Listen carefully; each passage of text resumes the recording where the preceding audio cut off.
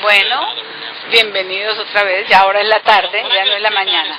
Ahora voy a asumir la labor de hablarles sobre la bancooficina, las preocupaciones al respecto y cuándo se aparta una de la bancooficina en las infecciones con gram positivo. Si hay datos dinámicos que nos ayuden con esto, como les mencioné antes, estos son mis publicaciones, la compañía de los últimos 12 meses con los que he estado asociado.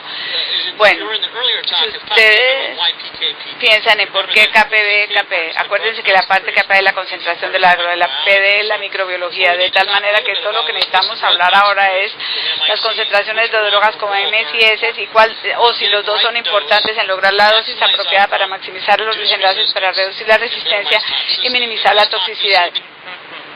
Aquí me van a oír hablando de maximizar los resultados y minimizar la toxicidad como los jugadores más importantes en la toma de esta decisión.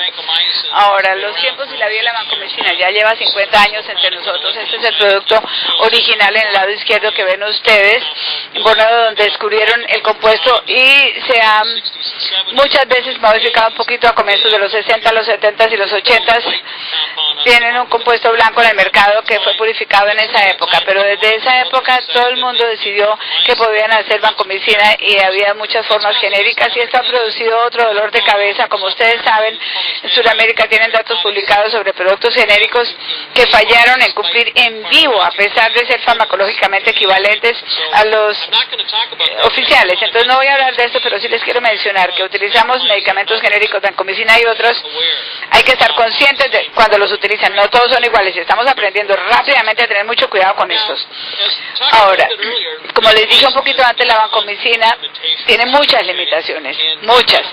Y esto inmediatamente le da a la gente un poquito de preocupaciones en cuanto a utilizarlo y cómo utilizarlo, y ha causado muchas razones por las cuales la gente en los últimos 5 o 15 años han cambiado de opinión. Han pasado desde el efecto del inoculado a una tasa muy baja, a distinta penetración variable, fluctuaciones en la MSI, tolerancia, el surgimiento de patógenos resistentes susceptibles, tasas de falla que son más altas en MSA versus MRSA, especialmente en neumonía. Las guías actuales de la dosis pueden no ser las apropiadas, el monitoreo de los niveles de vancomicina puede que se necesitan, la nephrotoxicidad, especialmente en las dosis más altas, en la utilización de aminoglucosa, inclusive los efectos bacteriostáticos para los enterococos, también en algunas situaciones con estafilococo aureus. Esto hace que uno piense no se debe utilizar la droga, pero eso no es el caso. Utilizamos mucha vancomicina, tratamos de trabajar y de resolver esos problemas. No hacemos mucho en la dosificación de la droga, la hemos tenido durante mucho tiempo. Esto fue un artículo publicado en el American Journal of Medicine haciendo desde que por qué se necesitan guías para la dosis, examinando personas que tenían distintos índices de masa corporal, sobrepaso, su peso muy bajo o peso normal. Y lo que hicieron en las instituciones clínicas, ven ustedes que las dosis de 10 miligramos por kilogramo por día era generalmente como lo típico que hacía la gente. Entonces, todas las dosis eran de 10 miligramos por kilogramo.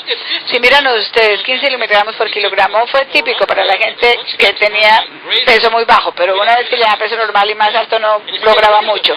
Y si ya era mayor, no se hacía en absoluto. Entonces, aquí no llegamos al objetivo.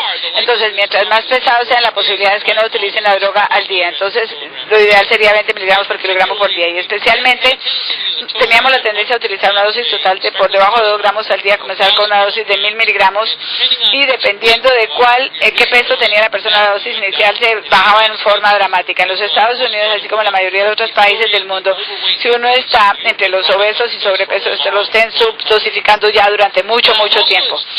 También ha cambiado la susceptibilidad en términos de definiciones de resistencia. Esto ocurrió en enero del 2006 y después seguido por la FDA. También llamamos patógenos susceptibles de Staphylococcus aureus a 2 y menos de MSI inmediato a resistencia 4 a 8 a 16. De tal manera que esto nos recuerda que vamos a utilizar 2 como el corte mágico para MIC. La farmacodinámica, cuando miramos los 3 parámetros de los que podemos hablar, ven ustedes en el lado izquierdo, AUC y MI es el factor más importante cuando tratamos de matar esta bacteria en vitro o en modelos con animales. Entonces AUC y MC aparentemente es importante. Si quieren matarlos de 2 a 3 logs, esto llega más o menos a 400 como la cifra mágica. Algunos entre 3 y 400 se tiene el efecto máximo. Esto sí es muy distinto de cualquier otra cosa de lo que yo les haya dicho hoy. Es más que para las quinolonas, es más que para los aminoglucósidos y muchos otros medicamentos. Aún si se corrige para niveles de drogas que no fijan es de 200, así que es una cifra muy importante. Y eso clínicamente también es importante. Estos son datos hechos por Klein Moss que miraron personas que habían sido tratados para infecciones del tracto respiratorio en MRSA, y si se toca menos de 3,45 el desenlace era 24% y la tasa de AXO iba hasta 78%, y una vez que iba por encima de 3,45. De nuevo le digo 3 a 400 es la cifra mágica. Entonces clínicamente esto se traduce en lo que vimos en el laboratorio, se traduce en los desenlaces con los pacientes, especialmente una enfermedad tan difícil como la neumonía. Especialmente es difícil porque si piensan en vancomicina que penetran los pulmones en el 50%. Ahora todo tipo de guías han salido. La primera, por ejemplo, el aspecto del monitoreo de la dosificación. Entonces ahora recomendamos de 15 a 20 miligramos con base en el peso total corporal. Q8 a 12 horas se requiere para la mayoría de los pacientes con función renal normal, pero sugiere que las concentraciones séricas sean adecuadas para MS de 1 o menos. Concentraciones séricas de vancomicina, bueno, 15 a 20, mucho más alto que antes. Y esas concentraciones están en este rango, deberían lograr un AUC o MIC de 400 o más, que es lo que estamos tratando de lograr, y esto debería ser suficiente para MS de 1 o menos. Estos son datos que estamos mirando, que fueron simulados y nos prueba el punto de que 15 a 20 en el lado izquierdo se sabe que tanto medicamento se va a medio gramo, 2 grados Q12, le puedo llegar allí a 15 a 20, pero de 10 a 15 las guías antiguas rápidamente caen a 1000 miligramos Q2 y 500 miligramos Q12. Esto no me da ni siquiera los MCs con un potencial de eficacia de lograr esto de más del 90%. Ahora, clínicamente, ¿qué es lo que ha pasado? Esto es un nuevo artículo que acaba de aparecer hace un par de meses por el grupo de Detroit, pero voy a mostrarles aquí en el lado izquierdo las concentraciones séricas de TOPS. Aquí en el lado derecho está la AUC y MC. La referencia fueron las nuevas guías de 15 a 20, y cuando lograron esto en su gente, yo me acuerdo que Detroit tenía una malo MSA en los Estados Unidos, todavía tienen tasas de fallas que prácticamente se acercan al 40%, así que aún si se logra, no quiere decir que uno va a saltar a desenlaces de 80-90%. Si se suben las concentraciones, realmente mejoró. Mantros de más de 20 cambia un poquito hacia la derecha en la barra, pero ven ustedes, significativamente aumenta las diferencias en la tasa de fallas, pero es mejor de lo que pasa cuando hay menos de 15 y mucho mejor de cuando hay menos de 10. Mientras que si se mira desde el punto de vista de UC y se calcula alrededor de nuevo, el lograr esto por encima de 400 es mejor que menos que 400. Esto aparentemente se traduce por lo menos en MRSA, en bacteremia. Estas guías sí aparentemente muestran desenlaces mejores desde el punto de vista clínico en los pacientes, una gran cantidad de pacientes importante, y se ven distintos tipos de personas con distintos MRSAs y severos. No es lo único, de nuevo, yo no quiero que ustedes piensen ahora, yo soy cinetista, pero no quiero que salgan y piensen que esto es la panacea de todos nuestros problemas. Entonces, en este estudio con pacientes retrospectivo, 320 pacientes, de los datos que les acabo de mostrar, los predictores independientes de falla incluyen endocarditis, infecciones nosocomiales adquiridas versus las adquiridas en la comunidad, concentraciones de medicamentos iniciales de menos de 15, así que TROS de 1, pero no los más altos de las variables. En la vancomicina ven ustedes que es más de 1 con pruebas E. Así que hay múltiples factores de nuevo. Ahora, si yo miro esto simplemente como kineses, estos son citoinfecciones en donde obtengo el patógeno, donde hay posibilidades de MSA más altos, si le doy drogas suficientes y se lo puedo dar y cómo lo voy a tratar. Entonces, el optimizar ayuda, pero no se les olvide que hay otros predictores que también son importantes. Mucho énfasis se ha colocado en MICs, especialmente los MICs alrededor de 1 y 2. Y esto se debe a que este artículo que ven ustedes antes por Plan Moss, examinando el aspecto de la atención clínica con relación a MICs, el 0.1 y 2. 0.5, 1 y 2. Miren la parte amarilla de la barra, son las fallas.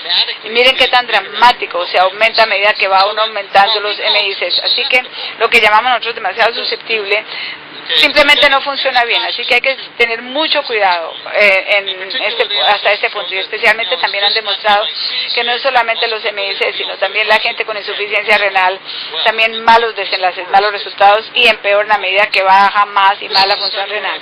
Esto es un estudio que nos mostró altas dosis de vancomicina por el grupo del sur de California. Y bueno, esta gente llegó a estos targets, pero de nuevo los MRCs es bueno, hay un buen desenlace, especialmente logrando el objetivo, así como los desenlaces de los pacientes. Pero a medida que los MIC se sube a 2 y se le dan altas dosis, se ve diferencias estadísticamente importantes. Hay una baja importante en el aspecto de la tasa de respuestas en estas personas con estas altas concentraciones stroke. Entonces, MICs de 2 y respectivamente puede que no sean un área en que nosotros podamos lograr con la dosis que estamos dando. De nuevo, las infecciones del torrente sanguíneo de la medida son las responsables de la mayoría de estas infecciones. Así que la población target en este momento especialmente tiene un impacto, y a esto me voy a referir un poco más tarde. ¿Quiénes son las personas que tienen la tendencia a tener MCIs más altos? Estos son uno de los muchos estudios con 500 pacientes adultos con bacteremia, no, 105 adultos con bacteremia, perdón, y las personas que habían recibido vancomicina antes 30 días, y la gente en la UCI tiene la tendencia a tener más altos niveles de MCI que el grupo de control en este estudio específico. Esto quizás sea específico a la institución en ese tipo de pacientes, así que hay muchos factores de riesgo, pero la mayoría de estos, digamos, vancomicina en la UCI, cuál es el MIC y cuál es la concentración de la droga que se obtiene. Ahora, si estos problemas MIC son interesantes porque hacen que hagamos cosas, que nos interesemos. Pensamos entonces, si tenemos altos MIC de vancomicina no funciona, es un mal medicamento, pero no. Este nuevo artículo que acaba de aparecer en el Journal de Enfermedades Infecciosas del Grupo de Australia, una gran cantidad de pacientes en Australia, en los hospitales, tenía un grupo que era distinto de lo que aparecía en todos los otros artículos. Tenía un paciente de pacientes tratados MRSA, pero otro grupo de pacientes de MSSA. Entonces tuvieron los dos, susceptibles, estafilococos resistentes y susceptibles. Los resistentes tratados con vancomicina, los susceptibles tratados con flucloxacina o vancomicina. Lo que encontraron era, bueno, que la edad, la aparición de la bacteria en el hospital, la MIC de vancomicina eran independientemente asociados con análisis multivariantes como predictores de mortalidad en 30 días. Y esta resistencia a los metacilina del antibiótico escogido no estaba asociado con la mortalidad a los 30 días. Y esto es distinto de lo que uno piensa, porque nosotros antes creíamos que altos MCIs de vancomicina no funcionaba, pero esto nos sugiere que no. Bueno, quiero mostrarles algunos datos. En este estudio, por el test MIC, un compuesto, tasa de mortalidades a 30 días, aquí se dividió el test de 0.38 hasta 3. Y pueden ver ustedes, una vez que se toca 1.5 y más, la tasa de mortalidad aumenta de una forma impresionante, casi que se duplica. Entonces el desenlace es mejor cuando el MIC es de menos de 1.5. Y esto es lo que nos muestra el panel del lado derecho. Toma estas cifras y las cambia solamente una barra. Y las ITs de 1.5 o menos y 1.5 o de más de 1.5. El desenlace es significativamente importante. Entonces cuando hablamos de que 2 es malo, yo pienso que el punto de 1.5 es la primera señal, especialmente si están utilizando ITs. Entonces esto quizás ahí es donde está el verdadero corte, no es en 2, ya en 1.5. Pero si miran gente tratada con MSA versus MRSA, el MIC aumentó. En el lado izquierdo vemos el grupo de flucloxacina y el MSA en el de vancomicina para MRSA. Y aquí ven ustedes al lado derecho el patógeno, entonces los datos son más o menos los mismos, pues digamos en cómo se trata en forma natural estos pacientes. Pero cuando el MSA aumenta, a pesar de la susceptibilidad, el MSA o MRSA pasan cosas que no son agradables, o la gente que tiene altos MCIs, independientemente de si son susceptibles o resistentes, estafilococos aureus no tiene el mismo desenlace, o puede que los patógenos estando en las paredes celulares y otras cosas que están alrededor de la pared celular hacen que los betalacamos y otros tipos distintos de la vancomicina tengan dificultades. Así que eso puede no ser únicamente la vancomicina la que tiene dificultades con los MICs aumentando, o puede que no sea solamente NSA, puede ser estafilococos aureus en general. De tal manera que Fabio y yo hicimos este estudio, después leímos en la literatura una gran editorial, bueno, pueden ir a encontrar los datos, 13 de 17 estudios pre-revisión encontraron que pacientes, los resultados son peores con vancomicina, que los MCAs eran más altos. Entonces, y esto se debe a que todos esos artículos de MRSA no tienen la otra parte que vimos nosotros en los datos de Australia. Entonces se puede atribuir a que hay la dificultad en lograr un óptimo tratamiento. No se puede dar suficiente medicamento para tener esto a lo que nos referíamos. Esto nos lleva a decir que, bueno, tenemos que darles más vancomicina, que es lo que recomendamos que a la gente que haga, o tenemos que cambiar de medicamento. Pero eso puede que no sea cierto. Estamos extrapolando aquí un poquito, demasiado, pienso yo, en los temas de resistencia. Entonces las guías CSA para tratar MRSA siempre han dicho, en su artículo que apareció a comienzos de este año, dice que no hay que hacer alteraciones en la terapia únicamente por MICs elevados. Entonces a mí me parece que el artículo de autoría también nos lleva a pensar, un MICs elevados, independientemente de MSA o MRSA, son únicamente más difíciles de tratar y posiblemente pues el paciente o el patógeno mismo. Entonces no es la vancomicina únicamente, puede que haya otros tipos de medicamentos. Entonces esto es un reto a lo que pensamos ahora.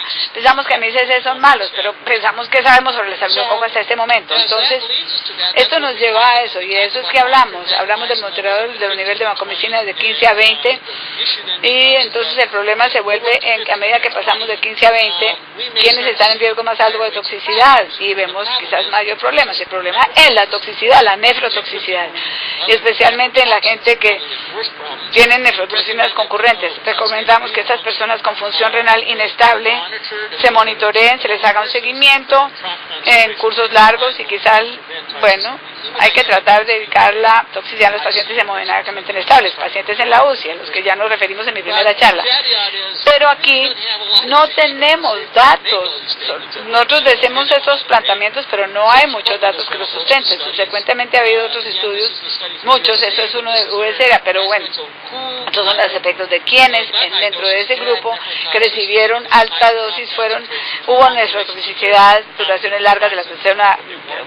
largas del tratamiento, concentraciones altas. Este artículo incluido esto es un artículo nuevo publicado en la American Journal of Medicine en el último año, en el 2010. Lo que examinaron fueron las tendencias y lo que está haciendo la gente hoy en día y cuáles son los desenlaces de las personas. La tendencia es que estamos ahora subiendo las concentraciones. Este es el grupo de Oregón, de más de 20 y de más de 15 está ocurriendo ahora, de 2.03 al 2.07 a tasas más altas. En el lado izquierdo ven ustedes el aspecto de la duración media de la terapia está disminuyendo, y los valores de creatinina básica, sérica de línea base, pues no han cambiado, pero a los predictores independientes de la nefrotoxicidad nos echan otros de más de 14, así como comenzamos a tener dosis más altas, pero al llegar al rango que nosotros recomendamos fue significativamente positivo. La duración de más de 17 días y los niveles de creatinina básica de más de 4.7. Entonces se podía resolver la nefrotoxicidad en la mayoría de las personas cuando estaba por 2/3 o más. Así que lo que vemos que aumenta la creatinina puede que no lleve a un verdadero efecto nefrotóxico, inclusive puede que lo revierta. Estos son datos de nuevo del grupo de Troy que les había mostrado antes. Estos son datos de nefrotoxicidad. El de 10 tiene como 15 como target en el estudio. Fueron los valores de referencia, y ellos en forma nos mostró, a medida que uno se sale de esa referencia o de ese rango de más de 20, la nefrotoxicidad se duplica en sus manos. Y la nefrotoxicidad es también más alta en los pacientes que están en falla, también es más alta cuando hay aminoglucósidos concomitantes a bordo, y también está asociado con duración más larga en el hospital. Esto de 10 a 15, este rango es importante desde el punto de vista farmacodinámico, pero también que si se duplica por encima puede ser el final de la línea en el sentido de los problemas de seguridad. Esto no es realmente nuevo, en el sentido que si uno se devuelve y ve los datos de Thomas Dices en que examinó, por ejemplo, Lenezolid, como comparándolo con vancomicina 2 gramos versus vancomicina 4 gramos, esto definitivamente a medida que se aumenta la dosis se cambia la función renal de la gente, pero también no fue lo único. El peso, el despeje de creatinina, el estar en la UCI también contribuyen a que la gente esté en mayor riesgo. Cuando miramos esto en análisis, en metaanálisis, ven ustedes los pros de esas personas, nos muestran que un aumento significativo a medida que va subiendo las concentraciones de 10 hasta 10 a 20, digamos, o después de 20, en la UCI versus pacientes no en la UCI, el riesgo más alto en los pacientes críticamente enfermos por muchas razones, como todos lo sabemos, y yo ya hablé de eso, sobre los eventos fisiológicos, y las razones más importantes en estos datos fueron las concentraciones de TROF, estar en la UCI y de peso de más de 100 kilos. Todos eran factores que contribuían a la nefrotoxicidad nefrotoxicidad. Entonces, de nuevo, como les decía, los factores múltiples, pero definitivamente concentraciones de TROF más altas. Hay una revisión muy elegante hecha por Ellen Monroe que apareció a comienzos de este año en el JAC.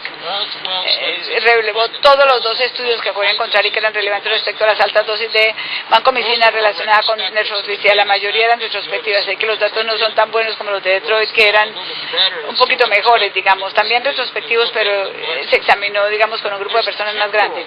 Hubo una relación temporal de concentraciones de TROF elevadas en la nefrotoxicidad, pero es difícil, digamos, de poner análisis como para que sean contundentes, así que hay relaciones casuales. Prácticamente estos estudios, la asociación con las concentraciones TROF y el riesgo de nefrotoxicidad en función de la intensidad y de la duración de la terapia a 7 días, como ya habíamos hablado, compuesto por nefrotoxinas que se están utilizando, terapias con vasopresores y trastornos fisiológicos subyacentes. Una de las cosas en las mencioné en mi primera charla contribuye no únicamente a que haya dificultades en la dosis apropiada de las drogas, pero los medicamentos que tienen toxicidades como estas también contribuyen a por qué ve uno la toxicidad. También mencionó que altas concentraciones TROF medidas antes de la aparición de la nefrotoxicidad ocurren con más frecuencia en las personas que están en riesgo versus aquellos que no estaban en riesgo, y que fue más alto en las personas que tenían concentraciones estándar TROF, es de 10 a 15. Entonces, de nuevo nos muestra, a medida que aumentamos las altas dosis y hay TROFs más altos, y se logra esto, también hay un riesgo más alto. La aparición generalmente ocurre temprano en la terapia, trae entre los 4 u 8 días después de comenzar con altas dosis de vancomicina. Es modesta en la disfunción renal, generalmente 35 a 45% en el despeje de creatinina desde la línea base, y como les mencioné antes, generalmente se resuelve en una gran cantidad de personas en el momento en que salen del hospital. Así que estos son, digamos, las cosas importantes cuando uno lee la literatura y nos da una idea de qué es el balance de la toxicidad en contraste con el balance de la eficacia. Ahora, esto es un estudio que me acuerda de una de las partes finales. Ya habíamos hablado mucho de altos MICs, si la vancomicina funciona o no, pero este estudio nos recuerda que puede que no sea ni siquiera eso, puede que sea cómo se trata la infección. Esto, mira, el sitio de la infección como parte tratando de definir de si la va a tener una falla o una curación. Lo que examinaron fue 139 pacientes adultos en un periodo de 7 años, un 52% de tasas de curación, que fue similar a lo que vimos en los datos de Detroit. MICs de 2 para los dos grupos, estaban ahí, entonces MIC 90 fue de 2 en los dos grupos que se examinaron, curas y no curas medidos por ITES. Lo que encontraron fue que los pacientes con carditis y neumonía muy posiblemente iban a fallar la terapia. Y si miramos también el pantón, valetina, leucocidina, o pérdida de la funcionalidad o de las tipos de cepas, no eran predictores, y esto también fue cierto en los datos de Detroit, por lo menos no tuvieron datos suficientes que lo sugirieran. Las altas tasas de falla, a pesar de altas concentraciones de TROF, vancomicina y bajas tasas de nefrotoxicidad también estuvieron presentes en este estudio. Así que nos recuerdan una vez más de que el sitio podría ser importante. Ustedes piensan en los sitios, piensan en el sitio de la infección, endocarditis. Los pacientes con endocarditis no tienen suficiente medicamento para preocuparse. La endocarditis es difícil de lograr. Cuando se llega allá puede uno llegar realmente a donde están los focos de la infección en la válvula. Segundo, esas personas tienen la tendencia a tener una farmacokinética alterada. Entonces despejan la droga difícilmente, entonces hay que mirar bien la dosis. La neumonía tiene su propia historia con la vancomicina. Esa es la razón por la cual llegamos a altas concentraciones TROF.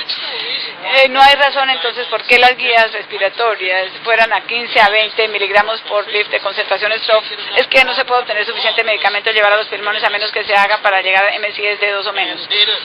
Y los datos que acabamos de publicar con voluntarios también nos muestran que aquí en la parte superior son las concentraciones de vancomicina y lo otro es la concentración en el líquido de recubrimiento epitelial, es más o menos un 50%. Así que si quieres lograr un ácido de 400 en el plasma y si se necesita ese mismo en los pulmones, estamos 50% ya rezagados cuando comienza a darse la droga. Así que esto no me sorprende a mí, que la gente con neumonía y con endocardíacas lleguen como un factor también, además de todas las otras cosas que les acabo de mencionar.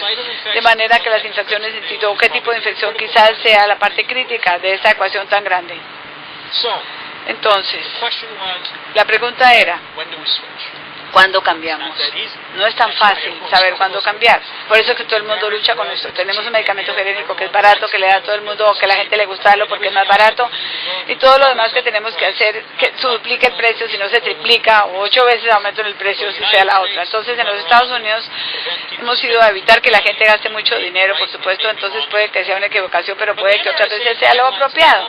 Las guías que se publicaron este año de ISA dicen que tienen razón en lo que dicen cuando miro estos datos. Para los aislados de vancomicina MSI de 2 o menos, es decir, susceptibles los pacientes, la respuesta clínica debería ser determinada para continuar la utilización de vancomicina independiente del MIS. Traten a los pacientes o no traten las pruebas de laboratorio. Si el paciente ha tenido una respuesta microbiológica y clínica a la vancomicina, posiblemente debe uno continuar con la terapia y hacer seguimiento y tener cuidado de aumentar los MSIs que automáticamente llevan a que hay que cambiar a vancomicina. Puede que tengan que agregarle algo a la terapia, considerar, pero si la gente no está clínicamente o microbiológicamente respondiendo a pesar de una debridación adecuada y remover las infecciones focales, también hay otras alternativas a la vancomicina que deberían recomendarse independientemente de nuevo de los valores MIS. Así que MIS sí nos ayuda, pero no necesariamente nos dicta todas las decisiones que hay que tomar. Nos dan muchas advertencias, también nos advierten sobre qué dosis necesitamos. Entonces, para los aislados de MSA además de 2, con seguridad, se necesita una alternativa a la vancomicina. Estos ahora están abordando bisosulfiras, etcétera, entonces no va a funcionar. La vancomicina ya se terminó en ese momento, hay que acudir a otros agentes. Para mí hay una cosa que es dudosa. Una vez que llegan a 1.5, estas guías hablan de 2, pero si uno hace una E-test, yo diría que 1.5 o más es la cifra mágica y no el 2. Pero si están haciendo diluciones regulares, si están haciendo cosas automatizadas, no lo van a lograr. No van a lograr los valores a menos que tengan que uno reflexione y piense. Entonces, de nuevo, volviendo al laboratorio, mirar qué tipo de pruebas se hacen. Hay diferencias entre las E-test y las microdiluciones en equipos automatizados. Hay que tener esto permanentemente presente porque esto contribuye también en parte a este problema. Esta es mi última diapositiva, un artículo que acabamos de publicar nosotros también. Yo les mostré algo de esto anteriormente, lo llamamos vancomicina. No podemos llegar allá desde donde estamos. Lo que he querido mostrarles es, si esos EUCs es lo que ustedes están buscando, la relación con MIC en amarillo, y aquí está el régimen de dosis posible que consideramos y que puede ser práctico y fácil. En las tasas de nefrotoxicidad están aquí en el lado derecho y se le muestra tanto para pacientes en la UCI como para pacientes que no están en la UCI. Y es lo siguiente, 500 Q12 es lo que generalmente utilizamos y se puede ver, independientemente de cuál sea el MIC, no va a llegar al target que estamos sugiriendo. Entonces esto está descartado. Baja toxicidad, está bien, vale la pena, pero quizás no vaya a ayudar en el tratamiento de esos pacientes. 1000 Q12 es un régimen común y estándar, funciona bastante bien cuando los MIC están a 0.5, pero a medida que sube hacia 1, esto baja en forma abrupta y nos reduce la posibilidad de llegar al target a un 50%. Entonces aquí es como 50 o 50. Entonces clínicamente cuando uno lee estudios de desenlaces y usan por ejemplo 1000 Q12, la cifra mágica del 50%, eso es lo que hacemos, damos Q12. Entonces estas simulaciones se acercan bastante a lo que vemos comúnmente en los estudios, y esto es la crítica en los estudios con nuevos medicamentos, es que no se han dado dosis de vancomicina como las que se recomiendan. Entonces si se recomienda 1.5 Q12 o 2 gramos Q12 o 3 gramos al día o 4 gramos al día, ahora yo puedo escoger el MIC de 1 para los dos, mejor si le doy más, pero a 2 ya no puedo llegar allá. Entonces si quieren saber, 1.5 es más o menos en el intermedio entre 1 y 2. Entonces yo sí tengo que darle más medicamentos si tengo MIC de 1, posiblemente sea 1,5 gramos al día o hasta 2 gramos al día, pero la contraparte de esto es la columna del lado derecho. Están dispuestos a tomar la tasa de toxicidad que viene con esto dependiendo de dónde esté el paciente. Entonces yo simplificaría esto a los pacientes de la UCI únicamente. Posiblemente se vuelva aún más complejo en los pacientes que tienen amilocácidos y nefrotoxinas a bordo y todo lo demás que está pasando. Pero esto pues es el balance que se obtiene, el equilibrio. Ahora, ¿qué voy a hacer a partir de este momento? ¿Qué dosis tengo que administrar al paciente? Y si lo puedo hacer con esa dosis, con los regímenes que se sugieren y estoy dispuesto a tomar la tasa de toxicidad que va de la mano con esto. Clínicamente me parece que esto es lo más sencillo que puedo hacer desde el punto de vista de farmacokinética. Estoy tratando de seleccionar o de ver la decisión en la que uno se encuentra todos los días de la vida cuando utiliza vancomicina. Muchas gracias por su atención.